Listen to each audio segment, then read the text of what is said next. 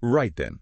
Let's dive into a topic I'm sure many of you out there listening have thought about, and that's the whole area of compensation payments and how they're actually taxed here in the UK. It can be a bit of a head scratcher, right? Okay, absolutely. Yeah, and actually that's precisely why my tax accountant, one of the UK's top accounting firms, they wanted to make sure everyone has a good grasp on this. So we're here to sort of demystify it all for you. Exactly.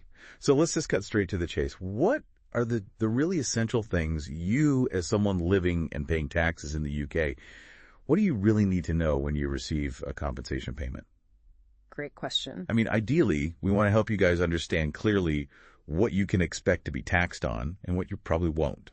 No one wants any surprises from HMRC, right? Right. And the first thing I think to get our heads around is what exactly is a compensation payment in the UK? How do we define it? Well, put simply, it's basically money you're getting because something went wrong, right? Like, it's a way of making things right financially after you've experienced some sort of loss or injury. Yeah, exactly. It's about putting you back in the position you would have been in if that wrong hadn't occurred. And these payments, they can come from all sorts of situations. You might get one after a car accident, or if you've had problems with your employer. Absolutely. Yeah. Or even, think about those missold financial products, PPI, for example. All right, PPI, yeah. Sure. So it's a broad area. I mean, we're talking personal injury, redundancy packages, settlements for discrimination. It's quite a mix, isn't it? It is, yeah. And given all that, it's natural to wonder, well, how does HMRC look at these different types of payments? Yeah, good point. So is there like a sort of golden rule when it comes to taxing compensation in the UK? Well, there is a kind of general principle to keep in mind, and this is where things get a bit interesting, I suppose. Yeah. If the compensation you receive is specifically for a personal wrong or harm, and that harm can be physical, like an injury, or it could be emotional distress, psychological harm, then it's typically not taxed. So let's say, for instance, I slip on a wet floor, break my leg, I get a payout. That money would be tax-free. That's likely to be the case, yes. Right, because it's directly compensating me for the actual injury, right? Exactly. But, and this is a really important but, if the compensation is linked to, let's say, lost wages, earnings you missed out on because of that injury, or maybe a business deal that went sour, then it gets more complicated. So it's not as simple as just saying all compensation is tax-free. It's not, no. The key is the reason you're getting that payment. That dictates how HMRC will treat it. Okay, I see. So the why really matters. It does, yes. Right. Okay. Now, let's look at some specific types of compensation then. One that I think many people are familiar with, certainly those of us who've been working for a while, is redundancy pay. What's the tax situation there? Yeah, so with redundancy pay, there's a specific tax-free allowance you can get. And this applies to both what we call statutory redundancy pay, which is, the legal minimum your employer has to pay if they make you redundant, and any extra non-statutory redundancy pay they might give you on top of that. Right. And that tax-free allowance is currently £30,000. That threshold has been in place for a few years now. So let's say someone gets a redundancy package of, £28,000. They wouldn't have to pay any tax on that. That's right. That whole amount would generally be tax-free. But of course, as with, most things tax-related, there's a but. I had a feeling there might be. What's the catch? The catch is that if your redundancy payment goes over that £30,000 limit, then the amount above that threshold becomes subject to income tax and potentially national insurance as well. Right. National insurance, the other tax we all love. Exact. So can you give us an example of how that might work in practice, just to make it a bit more concrete? Sure. Imagine someone working in an office here in London gets made redundant in 2024, let's say, and they receive a pretty decent package of £40,000. Okay. Now, the first $30,000 of that remains tax-free, no problem there. But that remaining $10,000, that's where HMRC steps in. And if that person is a basic rate taxpayer paying 20% income tax, well, they'd be looking at £2,000 going straight to the taxman. Plus, there's national insurance, currently at 8% for most employees, so that's another £800 on that $10,000. So essentially, from that £10,000, they're actually only getting £7,200 in their pocket. That's right, yeah. So overall, they'd still receive a decent sum of £37,200 from that £40,000 package. It's just important to be aware that not all of it will be tax-free. That makes sense. It's good to have that clarity. Now, what about situations where someone's been, unfairly treated at work, maybe discriminated against or wrongly dismissed? How does compensation work there tax-wise? That's a good question, and it's a bit trickier because it depends on what that compensation is actually for. If it's to compensate for the actual harm they've suffered, the injury, so to speak, then that's generally tax-free. So things like humiliation, distress, the impact on their mental well-being, these are all seen as personal injuries, and HMRC generally won't tax compensation for those. Okay, so that side of things is similar to the physical injury example we talked about earlier. It is, yeah. But, and there's often a but, if the compensation is intended to replace lost earnings, wages they would have earned if they hadn't been unfairly dismissed, or maybe a bonus they missed out on because of discrimination, then that part is considered taxable income. So it comes down to separating compensation for the wrong itself, the unfair treatment, from compensation for the financial loss that resulted from that wrong. You got it. That's exactly the distinction HMRC makes. Let's say, just as an example, a retail worker in, Birmingham, let's say, receives a settlement of £45,000 for racial discrimination they faced at work. If £20,000 of that is specifically for the emotional harm, the distress they went through, that $20,000 would likely be tax-free. But the other $25,000, if that's for the wages they missed out on because of the discrimination, then HMRC would see that as taxable income. I see. So the reasons behind each part of the payment really matter. They do, yes. Yeah. And actually, HMRC has some quite detailed guidance on all of this in their Employment Income Manual under reference EIM 13,000, if anyone wants to delve deeper. We'll make sure to include that in the show notes. Sure. Now, shifting gears a bit, I think it's worth talking about PPI, Payment Protection Insurance. A lot of people in the UK received compensation for missold PPI over the past decade or so. How do the tax rules apply there? Right. Well, with PPI, the basic idea is that if you're getting a refund of the premiums you originally paid, those premiums, well, that's seen as you just getting your own money back. Right. So that's generally tax-free. The Financial Conduct Authority, they actually reported that over £38 billion has been paid out in PPI compensation since 2011. That's a huge amount. Wow, $38 billion. Yeah. And most of that, the vast majority, has been tax-free.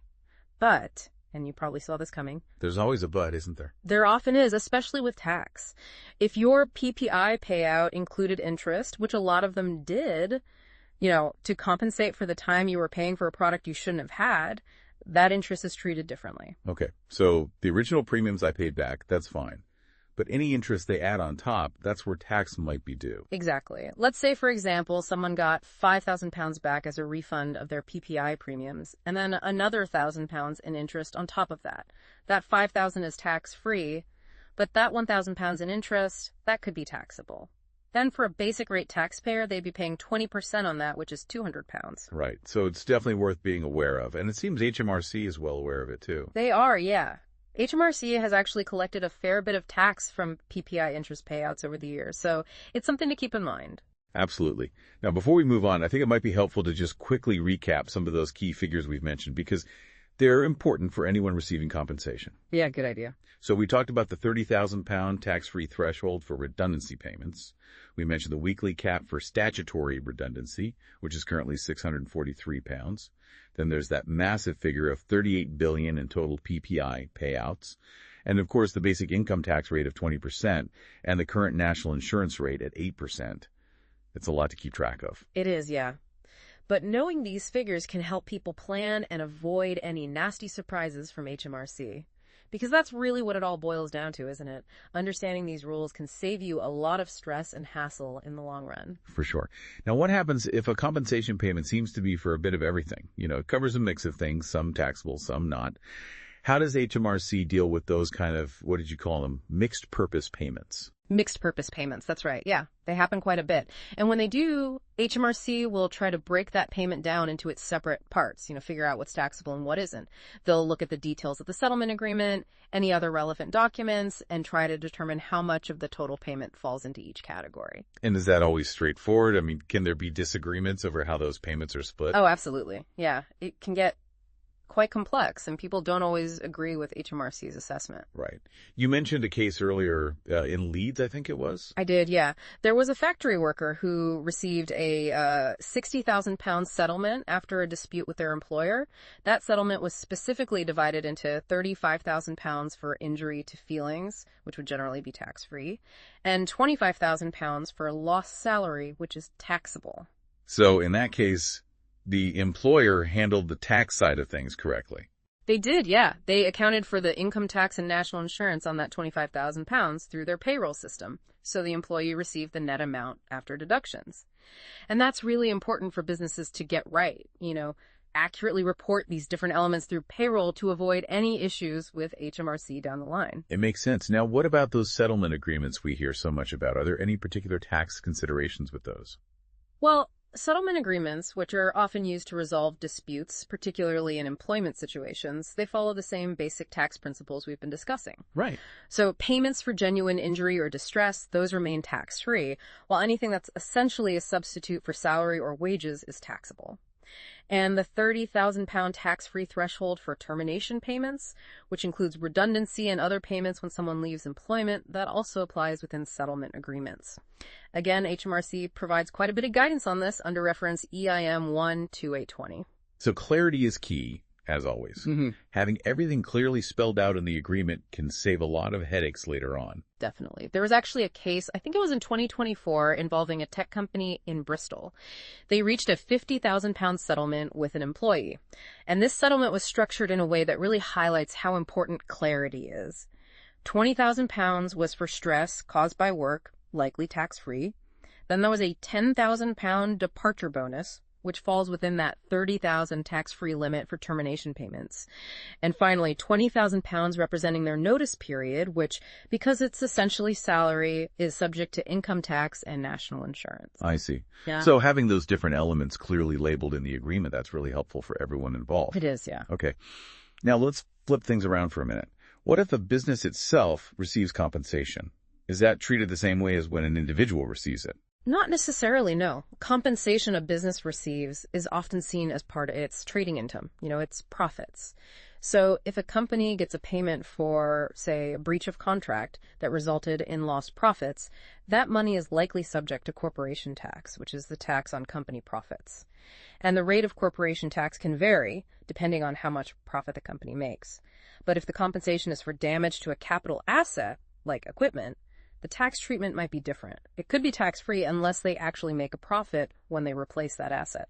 HMRC has a whole section on this in their Business Income Manual, reference BIM 400105, and keeping good records is crucial here.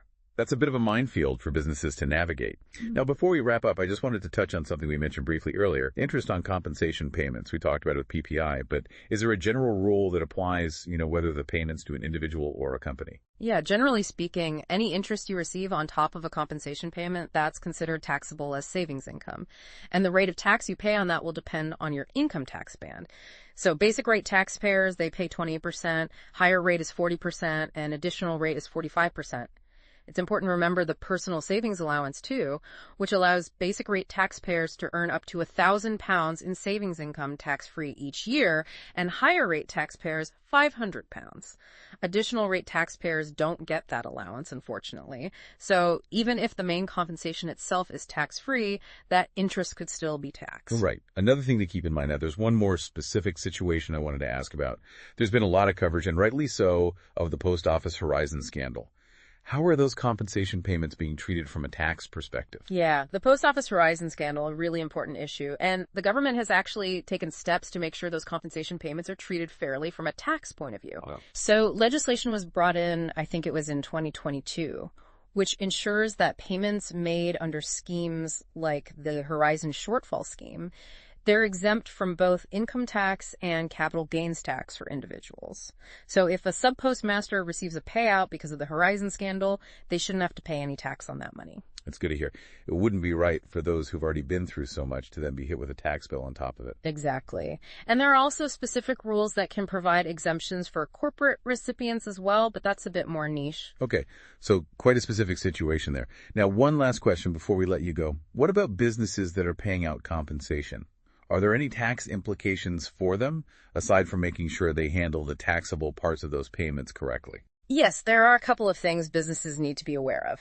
First, if they're paying compensation that's directly related to their trade, maybe settling a customer dispute or paying damages because of something that happened in their business operations, that's usually considered an allowable expense. So they can deduct it from their profits before calculating their corporation tax. So it can actually reduce their tax bill. It can, yes. HMRC's Business Income Manual, under reference BM 42505, explains that in more detail. Let's say a business has to pay compensation to a customer because they sold them a faulty product. They could likely deduct that payment as a business expense. Right. The other thing to consider is VAT, value-added tax. Sometimes, if that compensation is essentially a refund for something that was originally subject to VA, then they might need to adjust their VAT accounting as well. But if it's purely for compensation, like for distress or something that wasn't a taxable supply in the first place, then VAT usually wouldn't apply. HMRC's VAT Notice 7001 has all the details on that. So a bit of a mixed bag for businesses there. Anything else we need to touch on before we wrap up? Any recent changes in the rules or how these payments need to be reported? Oh, actually, yes. There have been a couple of quite significant changes in recent years that businesses in particular need to be aware of. One of the main ones is that since April 2024, employers have to report any taxable termination payments that are over £30,000 through their RTI, their real-time information payroll system. Right, RTI, the system everyone loves. Exactly. And on top of that, Class 1A national insurance, which is currently at 15%, now applies to the portion of those payments that's above the £30,000 threshold. So another cost for businesses to factor in. Any good news? Well, yes, actually, for smaller businesses, there's a bit of good news. The employment allowance, which can help reduce their national insurance costs, that's going up to £10,500 in 2025. So that could be quite helpful for some smaller businesses. Okay, so keeping up to date is essential, as always. Now, before we finish, what would be your top practical tips for everyone listening, whether they're an individual or a business, to make sure they get this whole compensation tax thing right? For individuals, I'd say the most important thing is to always push for a clear breakdown of any compensation payment you receive. What's each part of the payment for? If it seems to cover a few different things, don't be afraid to contact HMRC or talk to a tax advisor to make sure you understand how each part is treated for tax. Sound advice. What about for businesses? Well, for businesses, using their payroll software correctly is vital, making sure they're clearly separating taxable and non-taxable parts of any compensation payments. And of course, when they're drawing up settlement agreements, having everything clearly worded, avoiding any ambiguity, that can save a lot of hassle down the line. You don't want HMRC coming back with questions because things weren't spelled out properly. Couldn't agree more. Clarity is key. So I think the main takeaway for everyone listening today is that understanding how UK tax applies to compensation payments, well, it's crucial. And as we've seen, it's not always as simple as it might seem. That's right. Getting things wrong can lead to all sorts of problems. Absolutely. And it's always best to be informed, and if in doubt, seek professional advice. Exactly. So, listeners, as you go about your day, think about the complexities we've discussed and what steps you might need to take to make sure you're on top of this. Good idea. Thank you for joining us for this important discussion brought to you by my tax accountant, the experts in UK tax. We hope you found it helpful.